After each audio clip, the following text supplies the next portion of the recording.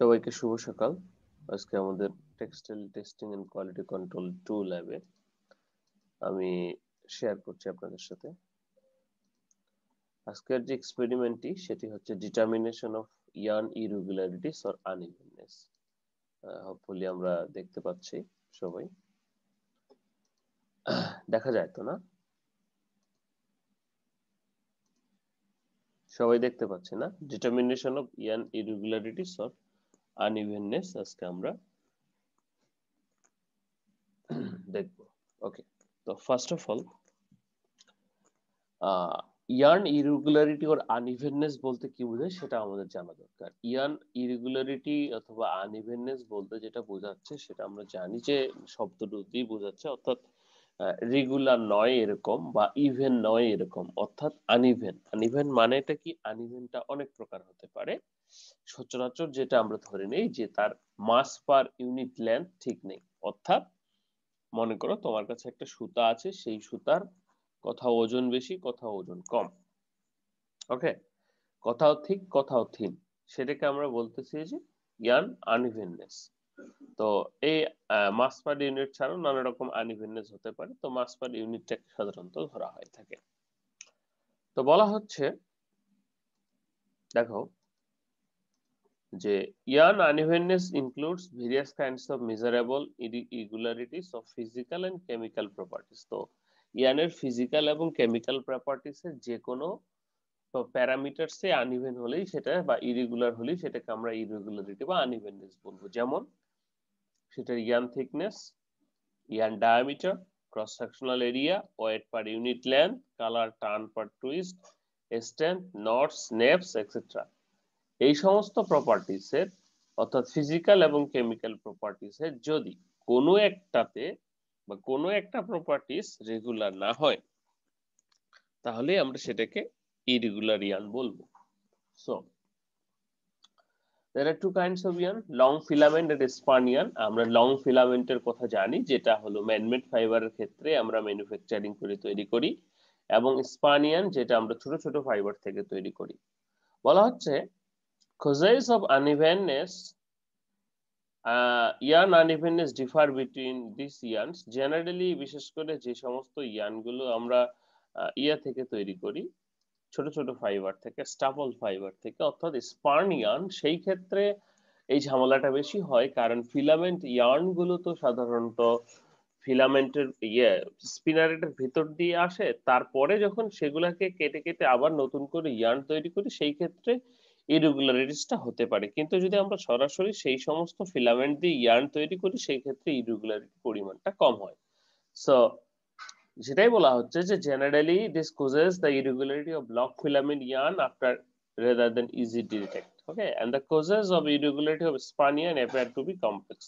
তো span yarn এর সাধারণত কোনো যে সমস্ত ইরেগুলারিটি দেখা যায় সেগুলো একটু কমপ্লেক্স টাইপ হয় ফিলামেন্টের থেকে। So methods of measurement of yarn evenness may be classified into, দুটি ভাগে ভাগ করছি আমরা এই ইরেগুলারিটিসটার মেজারমেন্টের জন্য। Methods of measuring either yarn thickness or weight directly, and method of measuring any other quantity or proportional cost relative to the yarn thickness and weight.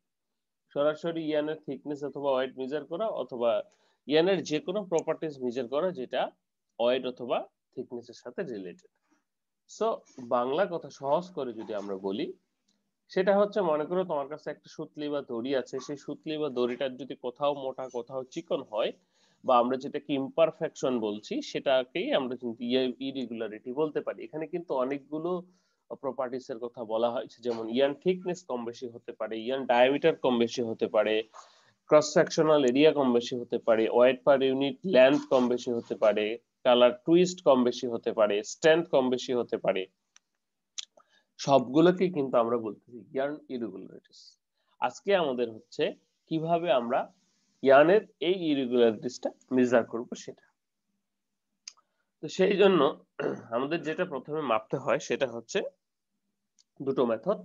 প্রথমত ইয়ার্নের thickness এবং wait মাপা, অথবা এমন কোনো প্যারামিটারস মাপা যেটা প্রপোর্শনাল টু দা ইয়ার্নের থিকনেস অথবা ওয়েটের। এই জন্য আমাদের অনেকগুলো মেথড প্রচলিত আছে। প্রথমত যদি আমরা বলি ভিজুয়াল মেথড, ভিজুয়াল মেথডটা কিরকম? ভিজুয়াল শব্দটা দিয়ে আমরা বুঝতে পারছি যে চোখে দেখব। তাহলে চোখে এটা কিভাবে হবে? আমরা নিচে যদি একটা ছবি দেখতে পাচ্ছি, দেখো এখানে একটা ইয়ান ববিন রয়েছে, এখানে একটা মেশিন রয়েছে এবং এখানে একটা ব্ল্যাকবোর্ড রয়েছে। তো এখানে কি করা হচ্ছে, আমার যে ইয়ানটা রয়েছে, যে ইয়ানের ইরেগুলারিটিসটা আমি মেজার করব, সেই ইয়ানটাকে আমরা কি করছি, এইখানে একটা বোর্ড আছে, সেই বোর্ডটাতে রেগুলার ভাবে ইভেন ভাবে সমান দূরত্বে কি করছি, ইয়ানটাকে পেঁচাচ্ছি। ওকে, একটা আমরা দড়িতে কাগজে সুতা পেঁচাই না, জাস্ট একটা বোর্ডে কি করছি, আমার এখানকার ইয়ানটাকে আমি সমান দূরত্বে সুন্দর করে পেঁচাচ্ছি, সাজাচ্ছি। ওকে, এরপর সেই যে বোর্ডটা সাজানো হয়ে গেল, সেই বোর্ডটাকে মেকানিক্যালি সাজানো যায়। সেই বোর্ডটাকে তারপর কি করছি, আমাদের যে স্ট্যান্ডার্ড ইয়ার্ন বোর্ড আছে সেটার সাথে দেখছি, অবজার্ভ করছি লাইট বক্সে। কি দেখবো?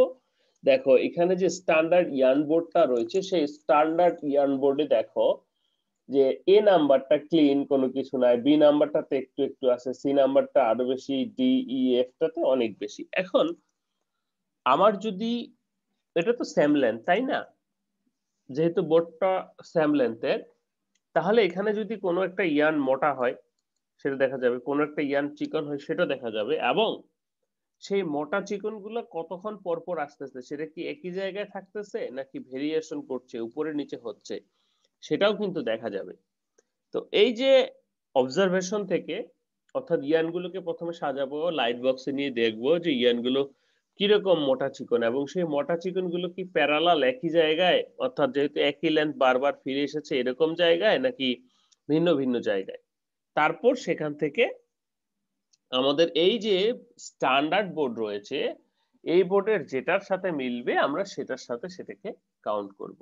বলা হচ্ছে, in this method, yarn evenness is checked by warping into a blackboard uniformly spaced turns to reduce the effect of typical illusion carried by the irregularity.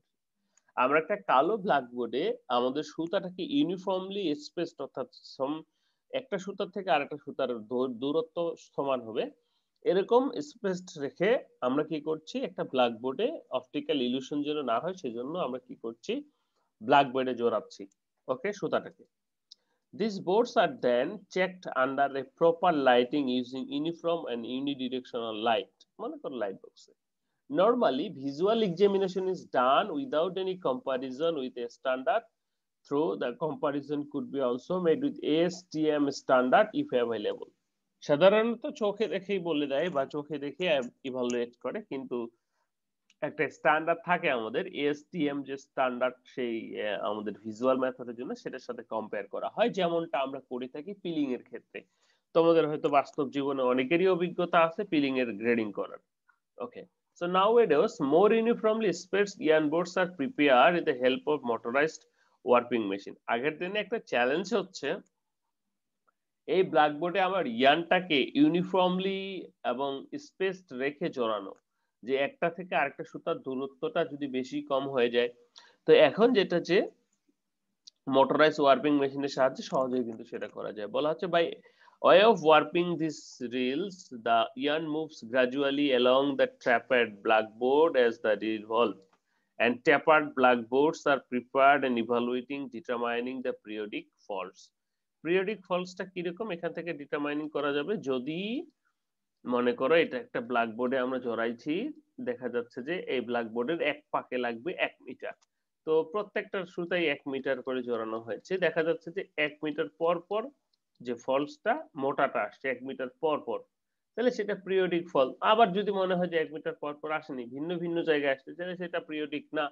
তো এখানে এই ফলসটা আমাদের পিরিয়ডিক কিনা, অর্থাৎ একই জায়গায় কিনা বারবার, সেটাও কিন্তু বোঝা যায়। So if there are periodic faults in yarn, they produce woody pattern and which is really visible, এবং সেটা কি একটা দাগের মতো দেখাবে না, এখানে একটা দাগের মতো দেখাবে, এই যে অনেকগুলো একসাথে যখন যুক্ত হবে, woody faults, and this visibility of yarn faults on the taper board is due to the equal spacing of the yarn board. যাই হোক, তাহলে আমাদের সহজ উদ্দেশ্য যে একটা ব্ল্যাকবোর্ডে একটা মোটরাইজ সিস্টেমের মাধ্যমে স্পেস সমান রেখে আমরা সুতাটাকে জড়াচ্ছি, তারপর সেটাকে আমরা ভিজুয়ালাইজেশনে যাচ্ছি যে আমার ফলস গুলো কিরকম এবং সেগুলো পিরিয়ডিক কিনা একই জায়গায় আছে কিনা। So this is very simple for visual method to determination the yarn irregularities. Okay, দ্বিতীয়ত আমাদের আরেকটি মেথড রয়েছে কাট এন্ড ওয়েট মেথড। নাম শুনে বুঝতে পারছে যে কাটবো এবং ওজন করব। আচ্ছা, তো একটা বেসিক কথা, এটা যদি একটা আমাদের বড় ইয়ান হয়, এখান থেকে যদি আমরা মনে করো 5 metre 5 metre 5 metre 5 metre 5 metre করে কেটে নিই, অথবা 1 মিটার করে কেটে নিই, তাহলে প্রত্যেক 1 মিটারের ওজন তো সমান হওয়ার কথা, তাই না? তো সেই জন্যই কিন্তু বলা হচ্ছে কাট এন্ড ওয়েট মেথড। আমরা কি করব, আমাদের যে ইয়ানটা নিব সেটার সমান দৈর্ঘ্যের ইয়ান কেটে নিয়ে ওজন করব। তাহলে ইয়ানের যদি সমান হয়, ইরেগুলার না হয়, তাহলে কি প্রত্যেকটা ইয়ানের দৈর্ঘ্য সমান হলে তার ওজন সমান হওয়ার কথা। যে একই সুতা থেকে সবগুলো যদি 1 মিটার করে কাটা হয়, তাহলে সবগুলোর ওজনই সমান হওয়ার কথা, যদি ইয়ানটা ইভেন হয়ে থাকে। আর যদি আনইভেন হয়ে থাকে তাহলে তো সবগুলো সমান হবে না। সেই জন্য কি করা হয়, কাট এন্ড ওয়েট মেথড। অনেকগুলো সুতাকে সেম দৈর্ঘ্যে কেটে সেগুলোকে ওজন করে গড় করা হয় যে হ্যাঁ, এটা কি আসলেই সবগুলোর ওজন ঠিক আছে কিনা। সেজন্য সেটাকে বলা হচ্ছে কাট এন্ড ওয়েট মেথড। বলা হচ্ছে for determining the mass variation, ওজনের উপর বেস করে, বিশেষ করে mass variation, the cut and weight method is considered to be the simplest, and in this method and consecutive lengths of the yarn are cut and weighted. For this testing we need a precise way of cutting the yarn as দেখো এখানে একটা challenge হচ্ছে, আমি যে প্রত্যেকটা সুতাকে 1 metre করে কাটবো বা প্রত্যেকটা সুতাকে আমার একটা নির্দিষ্ট লেন্থে কাটবো, সেটা কিন্তু একটা চ্যালেঞ্জ। অ্যাকুরেট না হলে কিন্তু আমার কি হচ্ছে, অ্যাকুরেট না হলে আমার যে ইয়ানের ওয়েট সেটা কিন্তু ভেরি করবে। সেই জন্য আমাদেরকে প্রত্যেকটা অ্যাকুরেটলি কাটতে হবে। বলা হচ্ছে সেই জন্য the small error in the cutting lengths of yarn results wrong and incorrect measurement দেবে ডেফিনেটলি, কারণ যেহেতু সেটা ওজনের সাথে সম্পর্কিত। তাহলে ওজনের সাথে যখন সম্পর্কিত হচ্ছে, সেখানে যদি আমরা কম বেশি হয়ে যায় তাহলে তো কারেক্ট ওজন পাবো না। আর আমরা ওজন ভেরিয়েশন করলে তো সবই ভেরিয়েশন করবে, বিকজ অফ আমাদের টেস্টটাই হচ্ছে কিন্তু ওজন ভিত্তিক, তাই না? So to avoid this problem, the yarn is warped in a grouped rod with the circumference exactly 2.5 centimeter. Then the yarn is equal length of 2.5 centimeter is cut running by a razor blade along the groove. সেজন্য কি করা হয়, মনে করো এটা একটা nut, হ্যাঁ, 2.5 সেন্টিমিটারের, এখানে মাঝখানে একটা গ্যাপ আছে, মানে আমরা বলি না ওই যে লোহার নাট বোল্ট, তো এরকম 2.5 সেন্টিমিটারের মাঝখানে একটা গ্যাপ আছে। তো কি করলাম, আমরা সুতাটাকে মোটামুটি টেনশনে এর উপর দিয়ে জড়াইলাম। এই নাট এর যেটা বলা হচ্ছে যে এটার সার্কামফারেন্স রড বলবো আমরা, সেই সার্কামফারেন্সটা হচ্ছে 2.5 সেন্টিমিটার। এখন এটার সার্কামফারেন্সটা হচ্ছে 2.5 সেন্টিমিটার। এখন সবগুলো সুতাকে জড়াইলাম, তাহলে সবগুলো 2.5, এবং এখানে একটা গর্ত আছে বা একটা দাগ আছে, একটা ব্লেড দিয়ে এখান থেকে ধরে এদিকে টান দিলাম। তাহলে কি হলো, ওই গ্রুভ থাকার কারণে, ক্ষত থাকার কারণে সব দিকের ইয়ার্নগুলো সেম ভাবে কাটা গেল, একবারে কাটা গেল। তাহলে এখান থেকে যতগুলো ইয়ার্ন পেলাম সবগুলোই 2.5 সেন্টিমিটার। এটা যে 2.5 সেন্টিমিটারই হতে হবে এমনটা নয়, অর্থাৎ আমার কাছে অ্যাভেলেবল যে সোর্স থাকবে, অর্থাৎ অ্যাভেলেবল রডের ডায়া থাকবে, তো এটার জন্য সেটিংস পাওয়া যায়। তো সেটা দিয়ে আমরা কেটে নিব। আমাদের চ্যালেঞ্জটা হচ্ছে যে প্রত্যেকটা ইয়ার্নের দৈর্ঘ্য সেম করে কাটা। ওকে, তো সেই জন্য আমরা এই মেথডটা ইউজ করতে পারি রড দিয়ে। Then the yarn with the equal 2.5 centimeter razor blade along the groove, and this length of the yarn is weighted in a sensitive weight balance. যেহেতু একটা ইয়ার্নের ওজন মাপা হবে, সো পয়েন্টের পরে 4টা 5টা শূন্য মাপা যায়, এরকম সেন্সিটিভ ওয়েট ব্যালেন্স বা মেজারমেন্ট ব্যালেন্স লাগবে। ঠিক আছে, সাধারণত হাই প্রিসিশন ল্যাব গুলোতে থাকে, এবং সেটা ক্লোজ করে বাতাসহীন ভাবে ওজন করতে হবে। তারপর by plotting the mass of each length we have produced a graph. আমরা তারপর সবগুলো ওজন নিয়ে একটা গ্রাফ তৈরি করব। কিরকম, মনে করো এটা হচ্ছে ওয়েট, এটা হচ্ছে circum length of the year. মনে করো আমার ইয়ার্ন গুলো যত ইভেন হবে, রেগুলার হবে, তত কি তারা এই লাইনের কাছাকাছি হবে। মনে করো প্রত্যেকটাই, আমি একটা গ্রাফ বানাচ্ছি, এটা আবার প্রত্যেকটাই হচ্ছে 5 গ্রাম, তাই না? বা 0.5 গ্রাম, তাহলে 0.5 গ্রাম এখানে অথবা এখানে, এখানে অথবা এখানে, এই লাইন ধরে হবে, অর্থাৎ উপরে নিচে হবে। আর এই প্রত্যেকটা ইয়ান যত ভেরিয়েশন হবে, এই বিন্দুগুলো অর্থাৎ প্রত্যেকটা ইয়ানের কাটা ইয়ানের ওজন কিন্তু তত কি হবে, বেশি হবে। তার ফলে এখানে একটা বিন্দু পড়বে, এখানে একটা বিন্দু পড়বে, এখানে একটা বিন্দু পড়বে, এবং তখন কি ভেরিয়েশনটা বেশি হচ্ছে। তার মানে কি আমার ইয়ানটা রেগুলার নয়। তাহলে হিসাব অনুসারে আমার তো সবগুলারই ওজন, আমি যদি 500টা 2.5 সেন্টিমিটার ইয়ান নেই এবং প্রত্যেকটার ওজন যদি কত 1 গ্রাম করে হয়, তাহলে সবগুলোই 500 গ্রাম হবে, তাই না? হিসাব তো তাই বলে। কিন্তু 500 গ্রাম তো হবে না, হয়তো একটু কম বেশি হবে। তো যার কারণে আমাদের এই ডাটা করবো, আমরা প্লট করব। ডাটা প্লট করার পর দেখা যাচ্ছে যে যখন এটা হচ্ছে 5 গ্রাম আমাদের ওজন, তো এই 5 গ্রামের কাছাকাছি যখন সবগুলো আসবে তখন সেটা কি মোর রেগুলার। আর এই আমাদের যে গড় লাইন 5 গ্রামের লাইন, সেখান থেকে যত দূরে যাবে তার মানে কি আমার ইয়ানটা তত বেশি ইরেগুলার। কারণ সেম সাইজের ওজন যখন বেশি হবে তখন সেটা নিচে অথবা উপরে চলে যাবে, ফলে কি ডিস্ট্রাক্ট বেশি হচ্ছে। আর যখন ইরেগুলার হবে তখন কাছাকাছি হবে সবগুলো, একেবারে কাছাকাছি লাইন পড়বে, তখন সেটাকে আমরা বলছি regular and irregular yarn. And this is the method, cut and weight method exactly. কিন্তু আমরা এটার মাধ্যমে আমাদের একটা ভ্যালু পেতে পারি, ওকে, যে অ্যাকচুয়াল এটা কি রেগুলার নাকি ইরেগুলার ইয়ান, তো ইভেন নাকি uneven yarn. Okay, next we have another procedure. এখানে শেষ হয়নি, বলা হচ্ছে যে the visual indication of the unevenness can yarn produced by plotting the line showing mean in the visual board, but a mathematical measurement is also necessary for unevenness yarn। এখানে যেটা পাওয়া যায়, তো এটাকে দুটি ভাগে করা যায়। বলা হচ্ছে ফার্স্ট টার্ম ইজ উস্টার টেকনোলজির মাধ্যমেও কিন্তু আমরা এটাকে বের করতে পারি। উস্টার টেকনোলজির মাধ্যমে দিলে সরাসরি বের হবে, যেটা আমরা নিচে দেখবো। And the average value for of all deviation from the mean calculated is expressed by the percentage of the overall mean। সবগুলোর গড় করবো আর কি, যেটা আমরা 5 গ্রাম হলে সবগুলো 5 হওয়ার কথা সেটাই। তো which known as the percentage of the mean deviation, and the value of the standard deviation is calculated by the squaring of the deviation from the mean। Standard deviation কোনটা হবে, যেটা হওয়ার কথা ছিল। ওকে, তো এখানে CV is equal to 1.5 PDM standard mean deviation দিয়ে coefficient of variation আমরা মেজার করতে পারি এই সূত্রের মাধ্যমে, যেহেতু আমরা মিন ডেভিয়েশন এখান থেকে পাবোই আমাদের চার্ট থেকে। এরপরে আসি এখন মডার্ন, যেটা হচ্ছে উস্টার ইভেননেস টেস্টার। আমরা হয়তো অনেকে নাম শুনেছি উস্টার ইভেননেস টেস্টার, অনেকে হয়তো দেখেওছি, অনেকে কাজও করেছি। তো উস্টার ইভেননেস টেস্টার একটি মডার্ন মেশিন, যেটার মাধ্যমে আমরা শুধুমাত্র ইয়ান ইভেননেস নয় আরো অনেক কিছুই মাপতে পারি। তো বলা হচ্ছে যে the instrument or machine by which evenness, unevenness কে ইউ পার্সেন্ট দিয়ে প্রকাশ করা হচ্ছে, coefficient of variation of mass CVM percentage, yarn hairiness imperfection IPI, যেটা থিক প্লেস থিন প্লেস, এবং নেপস বলা হচ্ছে। এবং একই সাথে yarn roving sliver can measure in the Uster evenness tester 5। এটা মডার্ন এখন পর্যন্ত 5 সিরিজটাকেই বলা হচ্ছে, যে উস্টার ইভেননেস টেস্টের মাধ্যমে আমরা এই টেস্ট গুলো করতে পারি এবং ইয়ানের ইয়েটা আমরা বের করব। তো উস্টার ইভেননেস টেস্টার ইম্পর্টেন্ট ইন্ডেক্স। ওকে, তো প্রিন্সিপাল অফ উস্টার ইভেননেস টেস্টার আমরা একটু দেখবো। এইখানে যেটা আমরা ইয়ান আনইভেননেস অর ইরেগুলারিটি যেটাতে বের করব, সেই ইরেগুলারিটি বা আনইভেননেস বের করার ক্ষেত্রে উস্টার ইভেননেস টেস্টারটা কিভাবে কাজ করে, এই যে আমরা একটা ছবি নিচে দেখতে পাচ্ছি, this is a modern Uster tester 5 আমরা এখানে দেখতে পাচ্ছি।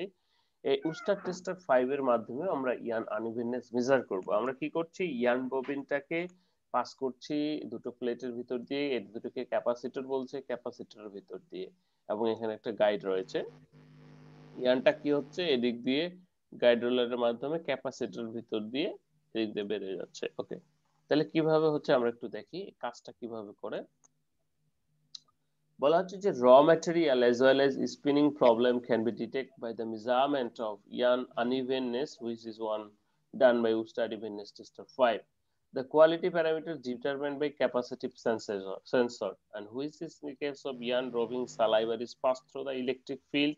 A measuring capacitor mass variation of the material causes disturbance of the electric field which are converted into electric signal। কি হচ্ছে দেখো, এখানে একটা ক্যাপাসিটর থাকছে, ক্যাপাসিটর এখানে কি হচ্ছে, ইলেকট্রোড লাগানো আছে, ক্যাপাসিটরে একটা ইলেকট্রিক ফিল্ড থাকছে। তো এই ইলেকট্রিক ফিল্ডটা মাস অর্থাৎ ওজন ভেরিয়েশনের সাথে সাথে কি হয়, পরিবর্তিত হয়। তো এখন আমার যে সুতাটা রয়েছে সেই সুতাটাকে যখন, এটা কিন্তু বিদ্যুৎ পরিবহন করে না যদি ময়েশ্চার না থাকে। তো ময়েশ্চার থাকলে হয়তো, ভিজা থাকলে সেই সময় করতে পারে। তো যখন ময়েশ্চার থাকে না তখন সেটা কি করে, বিদ্যুৎ পরিবহন করে না। সেটা যখন ক্যাপাসিটরের ভিতর দিয়ে যাবে, এই ক্যাপাসিটরের ভিতর দিয়ে যাবে, এইখানে তখন কি হচ্ছে, এই যে ক্যাপাসিটেন্স বা ইলেকট্রিক ফিল্ডটা রয়েছে এটা কিন্তু ইয়ানের ওজনের সাথে পরিবর্তিত হয়। তো যখন মোটা যাবে তাহলে কি, তখন ইলেকট্রিক ফিল্ডটা চেঞ্জ হবে। আবার যখন চিকন যাবে তখন ইলেকট্রিক ফিল্ডটা চেঞ্জ হবে। আবার যখন একই রকম যাবে তখন ইলেকট্রিক ফিল্ড একই রকম থাকবে, এবং সেটা একটা ইলেকট্রিক সিগন্যালে রূপান্তর করে। আমরা মনিটরে স্ক্রিনে দেখতে পাই যে এটা কিরকম। যখন ইয়ান ইরেগুলার খুব, তখন কি এটা উপরে উঠবে নিচে উঠবে। যখন রেগুলার হবে, আমাদের তো একই প্যারামিটার পাওয়ার কথা, একটা লাইন পাওয়ার কথা, তাই না? যদি ইয়ানের দৈর্ঘ্য, সরি, ভলিউমটা বা মাসটা, ওজনটা যদি সবখানে সমান হয় তাহলে তো হরিজন্টাল একটা লাইন পাওয়ার কথা, কিন্তু হরিজন্টাল লাইন তো আর পাওয়া যায় না। এখানে যখনই কম বেশি মাস যায়, ওজন যায়, তখনই কি হয়, আমাদের ক্যাপাসিটেন্সটা চেঞ্জ হয়, এখানে ইলেকট্রিক ফিল্ডটা চেঞ্জ হয়। ইলেকট্রিক ফিল্ডটা চেঞ্জ হলে এখানে এরকম কিছু সিগন্যাল দেবে, এবং সেটা অ্যানালাইসিস করে আমরা বলতে পারি যে, এবং সিগন্যালের ফিনোমিনা বা ক্রাইটেরিয়া দেখলেই কিন্তু বোঝা যায় যে আমার ইয়ার্নটা ইভেন নাকি আনইভেন। তারপরও এখান থেকে মেশিন আমাদেরকে আমাদের আনইভেননেস এর মান দিবে। ঠিক আছে, ওকে। নাও দিস ইজ দ্য মেশিন। এইখানে সেই ক্যাপাসিটেন্সটা লাগানো আছে, দুটো প্লেট সাদা দেখতে পাচ্ছ, এর ভিতর দিয়ে আমাদের ইয়ানটাকে পাস করানো হয়। তাহলে এখানে একটা ইলেকট্রিক ফিল্ড আছে, সেই ইলেকট্রিক ফিল্ডে যখনই ইয়ানের মাস কম বেশি যায় তখনই কি হয়, সেটা ডিফ্লেক্ট হয়, এবং ডিফ্লেক্ট হয়ে আমাদেরকে কি দেয়, এরকম দেয়, সিগন্যাল দেয়। ওকে, নাও সো এখানে মোটামুটি স্ট্যান্ডার্ড অ্যাটমসফিয়ার 27 প্লাস মাইনাস, এবং এটা সব ক্ষেত্রে সাধারণত থাকে, বাকি টেস্টগুলোর ক্ষেত্রে 27 ডিগ্রি প্লাস মাইনাস 2, বাংলাদেশের ক্ষেত্রে যদিও 20 ডিগ্রি প্লাস মাইনাস 2 হওয়ার কথা ছিল। ওকে, টেস্ট প্রসিডিউর খুবই সহজ। টেস্ট প্রসিডিউর বলা হচ্ছে যে, the evenness tester rooster technology finds the variation thickness of yarn by using capacitive techniques। যেটা ক্যাপাসিটর যেহেতু ইউজ করে সেটাকে ক্যাপাসিটিভ টেকনিক্স বলছে। The yarn to be examined is passed through a pair of parallel plates of capacitor whose capacitance is continuously measured electronically। ওই যে মনিটরে measure করা হচ্ছে। The presence of yarn between the capacitor plates continuously changes the capacitance of the system। এই যে দুটি প্লেটের ভিতর দিয়ে যখন ইয়ার্নটা যাচ্ছে, the capacitance depends on the mass of the yarn between the plates and the type of the raw material used।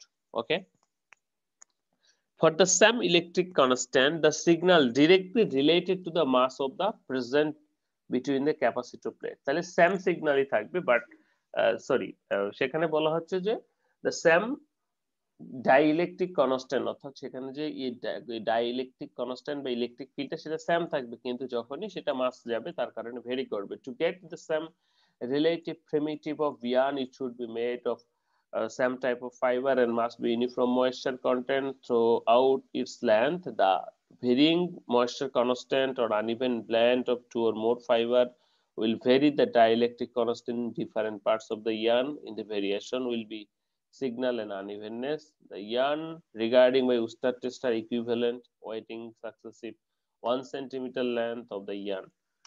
ওকে, সাধারণত 1 centimetre করে হবে।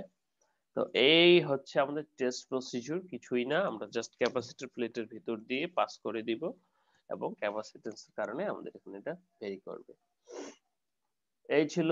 ওকে, সো রেজাল্টস কি, যে উস্টার আনইভেননেস, যেটা unevenness percentage, coefficient variation percentage, CMV percentage, hairiness imperfection index সবই এখান থেকে measure করা যায়। তো তাহলে আমরা এখান থেকে কি কি দেখলাম, আমরা এখান থেকে কয়েকটা জিনিস দেখলাম। সেটা হচ্ছে যে আমাদের ইরেগুলারিটি মেজারমেন্টের, আমি এখানে দুটো ভিডিও দিয়েছি, এই ভিডিও দুটো দেখা যাবে কিনা বুঝতেছি না, তো একটু দেখি। তাহলে আমাদের এখানে দুটো মেথড, তিনটে মেথড, একটা ভিজুয়াল মেথড, আরেকটা হচ্ছে কাট এন্ড ওয়েট মেথড। প্রথমটা ছিল ভিজুয়াল মেথড, দ্বিতীয়টা ছিল কাট এন্ড ওয়েট মেথড, এবং তৃতীয়টা ছিল উস্টার ইভেননেস টেস্টটা এর মাধ্যমে। তো আমি দিচ্ছি দুটো ভিডিও লিংক দিয়েছি, সেই ভিডিও দুটো দেখলে তোমাদের আরো ক্লিয়ার হবে অ্যাবাউট দিস প্রসেস, যে এখানে সরাসরি কিভাবে করা হচ্ছে। নাও ইফ এনি কোশ্চেন, তোমাদের ভিতরে যদি কারো কোনো জিজ্ঞাসা থাকে, কেউ যদি কোথাও কিছু না বুঝো, তাহলে প্লিজ জিজ্ঞাসা করো। আজকাল এক্সপেরিমেন্ট ছিল। উস্টার টেস্টারের ওটা যদি আরেকটু। আচ্ছা, উস্টার টেস্টার হচ্ছে একটা আধুনিক মেশিন যেখানে অনেক প্রকার টেস্ট করা যায়। তো উস্টার টেস্টারের ইয়ান আনইভেননেস এর ক্ষেত্রে যে প্রিন্সিপালটা ইউজ করা হয় সেটা হচ্ছে ক্যাপাসিটেন্স মেথড। ক্যাপাসিটেন্সটা হচ্ছে একটা দুটো ক্যাপাসিটর থাকে, অর্থাৎ এখানে একটা ইলেকট্রিক ফিল্ড তৈরি করা হয়, ইলেকট্রিক ম্যাগনেটিক ফিল্ড তৈরি করা হয়। যেই ফিল্ডটা কি হয়, যে এখানে যখন কোনো সুতা যাবে, সেই সুতার কারণে, সুতার ওজনের কারণে এই ইলেকট্রিক ফিল্ডটা পরিবর্তিত হবে। তো এখানে যখন বেশি ওজনের সুতা যাবে বা কম ওজনের সুতা যাবে, তখন কি ইলেকট্রিক ফিল্ডটা সেভাবেই পরিবর্তিত হবে, কম বা বেশি করে। তখন এই ইলেকট্রিক সিগন্যাল গুলো সবগুলো ক্যালকুলেট করে আমরা এখান থেকে ভ্যালুটা পেতে পারি। যদি ইয়ানের মাসটা সব জায়গায় ভরটা সমান হয়, তাহলে তো এখানে সিগন্যালটা, ইলেকট্রিক ফিল্ডটা সমান হবে, ডিফ্লেক্ট হবে না। কিন্তু যদি কম বেশি হয়, তাহলে ইলেকট্রিক ফিল্ডটা কম বেশি হবে, যার কারণে আমাদের সিগন্যালটাও কম বেশি হবে। এবং সেই ক্ষেত্রে এখান থেকে আমরা সেই সিগন্যাল অ্যানালাইসিস করে ভ্যালুটা পাবো। ওকে, এখানে মূল কথা হচ্ছে এখানকার যে ইলেকট্রিক ফিল্ডটা, সেটা রিলেটেড উইথ দা ইয়ানের ভর। ইয়ানের ভরের সাথে সম্পর্কিত। যখন ভর বেশি যাচ্ছে, সিগন্যাল একরকম হচ্ছে, ভর কম যাচ্ছে, সিগন্যাল আরেক রকম হচ্ছে। আবার যখন একই রকম যাচ্ছে, তখন সিগন্যাল একরকম থাকছে। ওকে, ইলেকট্রিক ফিল্ডের পরিবর্তন ভরের উপরে নির্ভর করছে হ্যাঁ, বিষয়টা। ভরের উপরে নির্ভর করছে। আমরা তো তাই ভর কম বের বেশি করব। হলে সিগন্যালটা স্যার ওইরকমই হ্যাঁ, দেখাবে। যে মাস পার ইউনিট ইউনিট ওয়েট যখন পরিবর্তিত হবে, তখন কি আমার এটাও পরিবর্তনশীল, তাই না? আমরা তো তাই বের করতেছি কাট এন্ড ওয়েট মেথডে, কেটে কেটে মাপতেছি প্রত্যেকটা ঠিক আছে কিনা। অর্থাৎ ইয়ার ইনভেন আনইভেননেস কি, যে একক দৈর্ঘ্যের এরিয়ার প্রত্যেকটা জায়গার ভর যদি ভেরি করে, তাহলে সেটাই তো আনইভেন। আর যদি একই থাকে, তাহলে তো সেটা আনইভেন নয়, একই রকম, রেগুলার। জি স্যার। হুম। আর প্রশ্ন কারো কিছু?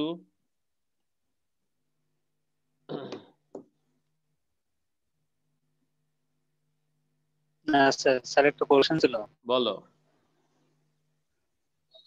স্যার ল্যাব রিপোর্ট পাওয়ার সময় কি সব ফিগার গুলো দিতে হবে? ট্রাই করবা। Okay sir. Any question related this experiment?